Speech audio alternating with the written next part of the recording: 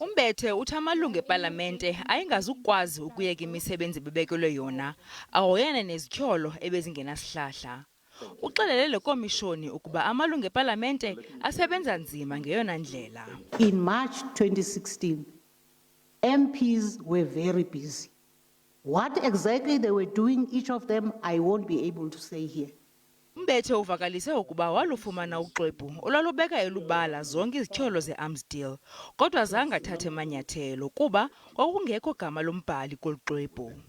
A document was slid under my door. And as it turned out, when I read it, it was about the arms deal, the famous arms deal. Yesterday, the case was again postponed and so on. That document had no signature, had no author, but yes, it was containing scary things that were being claimed in this document. I had to apply my mind for hours, and I took a decision. Parliament is very busy. We never have enough time.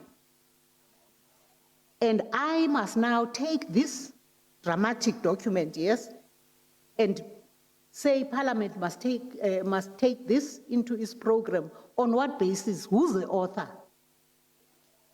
And I just did not act on it. Uqhube ngelithi usomlomo wasepalamente ohleliyo uThandimodise wayicacisa kule komishoni ukuba akuzizo zonke izithyolo okanye iingxelo ezivelayo eziye ziphandwe yindlu yowiso-mthetho. Ikomishoni isaqhuba.